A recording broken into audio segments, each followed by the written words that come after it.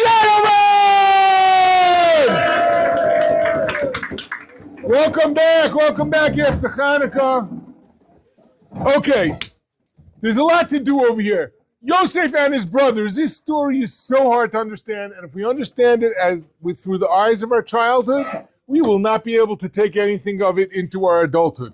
So I want to ask a few questions about it, go through it a little bit, and try to provide a framework of sorts to make sense of what's happening in the story. Okay, so Yosef gathers all the food together, his brothers come down, he makes believe he doesn't recognize them, he's very tough with them, he accuses them of being spies. No, our father, he's old, he's got one other brother, our brother's missing. They go through this entire explanation. He's like, nah, you guys are spies. Then he says, Bizos tibachenu, this is the way we're going to test you. We're going to test you by seeing if you bring your younger brother down here. It's like a very weird story. Okay, one of your brothers going to go to jail. Which brother they put in jail? Shimon, right? They put him in jail, but the brothers are like, putting us in jail? What's happening over here? Vayomer ish el achiv, aval hashemim anachnu. We are at fault. Alochinu, about our brother. Asher ra'inu tzaras nafsho. We saw his pain, b'eschano elenu, when he begged us. V'lo shamanu, we didn't hear him. Al kein bo elenu hatzara azos. Reuven and Shimon, the ish el achiv is Reuven to Shimon. They're the ones who said to the one says to the other, oh, the dream master is coming. And now one says to the other, we were cruel. Like, not that we did anything wrong, but we were cruel. He was crying and we didn't listen. And Reuven says, I said to you, Lamer, Al techtu bayad, don't sin with this child. V'lo shematem, you didn't listen. V'gam domo hine nidrash. And his blood is being sought. Yosef cries for a bit, comes out, continues doing what he's doing, sends them home. Yaakov doesn't want to send Binyamin. Finally, Yehuda convinces him he's going to take full responsibility. He takes him, he gets him to bring him. They're coming. Binyamin comes, oh, so nice to meet you all. There was the money in the sacks. Okay, we're not going to go over the whole story. Every part of the story is relevant, but we're going to hit just some of the high points to make sense of it. The Barbanel puts together 14 different things to show kind of a symmetry in the story, but we're not going to do that at the moment. I think 14. Anyway, they come down, beautiful meal. He treats him like the stars. He gives Binyamin 5 times as much food as everybody else. He's treating him very special. Then they put the cup inside Binyamin's sack, the silver goblet that he makes as if he's using for his magical purposes. And they send him off on their way. And then they run after them and they catch them and they're like, okay, somebody's got this, somebody's stolen. Why did you pay back evil for the good that my master did to you? He treated you like royalty and you steal his cup and you, like what? The person who took it is going to die. No, none of us took anything. And he says, whoever it is will die and the rest of us will be slaves to the king. They go through the packages and they go through them one by one. They get to the last child, Binyamin, and in his sack is this silver goblet that was from the table of Yosef. They come back, they tear their clothing, they go back to Mitzrayim. Yehuda and the brothers come, he's there, and they fall on their face, and Yosef says, what is this? Don't you know that you can't fool me? Yehuda says, what can we say to you? We have nothing to say. We have no way to justify ourselves. Hashem has found the sin of your servants.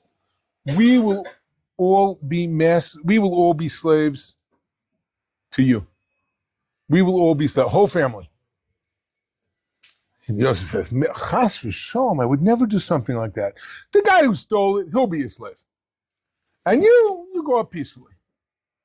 Okay, now Yehuda understands something has changed here. Yehuda goes up and he's talking in like a double language to Yosef. On the one hand, it's all peace, and the other hand is an underlying threat that we can kill you guys.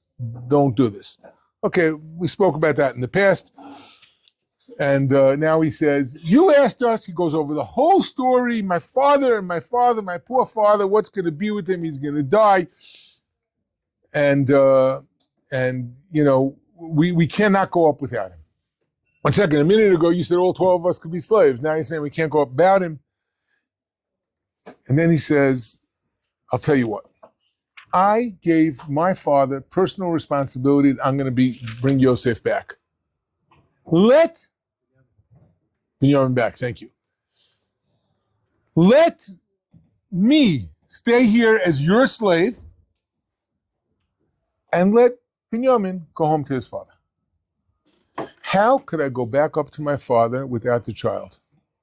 I cannot see my father suffer like this.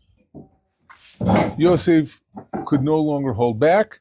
He kicks everybody out and he says, nobody else is there. He says, I am Yosef. I am your brother that you sold to Mitzrayim. And right away he says, I want you to know it's not you. Don't get angry. It was all through Hashem that this happened. He sent me here that I should be able to take care of you. Okay. There's a lot of conversations happening here. We're just going to try to focus in. There's one question the Gemara asks, very puzzling. Yaakov, because he gave a couple of extra dollars worth of clothing to Yosef, the whole story happened, they end up selling Yosef. Now Yosef is repeating the same thing. He's giving Binyamin 5 times the food, and then when they leave, he gives them 5 suits. Everybody else gets 1 suit of clothing. He gets 5 suits of clothing. Well, the Gemara says, how could this be? You're doing the same thing that Yaakov did? Like, this is how the whole problem started in the first place. What do you have in mind? So the Gemara says, no. There's going to be a descendant that comes out of Yosef called Mordechai. And Mordechai goes out from the king with 5 garments of clothing, with 5 items of clothing, and as a result, it was a hint to the future. Okay, does that really answer the question? Yosef also got the Ksonas Pasim because of what was special and unique about him. So why this didn't help us? This didn't really answer the question. How could you do this? You're going to make problems again. So I want to just put this in the framework. I was reading through the Parsha many years ago. I was probably close to your age, and something hit me about what was happening over here. The Rambam says, how does a person do tshuva? What are the steps? And he has to admit that he's done something wrong. He has to regret it, and he has to decide that he's not going to do it again in the future. That's how a person does tshuva. Yosef is the king of Mitzrayim. He's the ruler over these brothers now. They need to serve him. Yosef says, we have to test what's going on over here. They come here. Have they understood what they did? Have they taken responsibility for it? Where are they in this parsha? Do they still hate me? Yosef doesn't know. Maybe they still hate me. Maybe if they find out who I am, they're even going to kill me. They tried it once before. He says, this is where Bizos Tibachenu. Bring your younger brother. What in the world, younger brother? Well, I want to see your relationship with your younger brother. Because you know what? There was only 2 children of Rachel, me and Binyamin. And she was the favored wife, and you were all jealous of the favored ones. And he's the favored son. He didn't even come when you all came to Mitzrayim. He has to be with his father. Let's see what your relationship is like. He takes Shimon away. Why does he take Shimon away? Shimon and Levi together, he knows what they could do. Wipe out the whole Shem. Right? Separates them, sends them back. Binyamin comes down. He sees Binyamin. Okay. He gives him extra portions. What's the reaction? Are they looking at him going, why does he get it and we don't get it? No extra reaction. Okay, so far so good. Now he says Binyamin is a thief. He put something inside of his bag. They all see it. Okay, what do? Do they throw Binyamin under the bus and say, this is the one bad guy? Oh yeah, he's from that wife. He's from Rachel. Those kids were just no good. They were the bad seed in the family. We're the sons of, Leah. We're the good guys. No, they come, they tear their clothing. They come and they say, oh, 1 second. What did he hear them say? Before all this happened, what did he hear them say? He heard them say, we are responsible. We did something wrong. We were cruel. And Reuven says, no, you were more than cruel. What you did was wrong. It wasn't just that you had the wrong attitude that when you did it. What you did was wrong. He gave them all that mussar. He told them all off. No, this is something you got to do true. Okay, where are they holding? We don't know where they're holding. They come back. We'll all be slaves to you. All of us, including Binyamin. 1 second. Binyamin was the only guy who didn't do something wrong in the story with Yosef. So then how come Binyamin is going to be a slave? So no. It seems that they said, look, if there's a decree on all of the sons of Yaakov, well, Binyamin is one of the sons of Yaakov. So let's test this. They're testing also. We'll all be slaves. No. You're not all going to be slaves, only Binyamin. Binyamin is one of the people the Gemara says went to Olam Haba without ever sinning. He went to Gan Eden. He never did a sin in his life, Binyamin. It's like, okay, if Binyamin is the one that they're saying has to be the slave, there's something completely wrong over here. Doesn't make sense. Binyamin was the one innocent party in our whole story. We have no... You understand what they were? They said we have no other sins. The reason that we're being called out over here is because this was our one sin when we did with what we did with Yosef years ago. And so, right now, there's a struggle going on. Yehuda says, I will be your slave. Yehuda was the one who sold Yosef. Yehuda was the one who was supposed to be the king of the brothers. He's selling Yosef. Yosef shouldn't be the competition, so to speak. Now Yehuda says, I will be your slave. And since I will be your slave, Yosef now sees that the entire circle has been closed. The brothers felt bad about what they did. They took responsibility for it. And when they were in the same situation where there was a threat to them that they perceived that was coming through one of the other sons of Rachel, instead of throwing him under the bus, they said, we'll step up in front, we'll take the responsibility.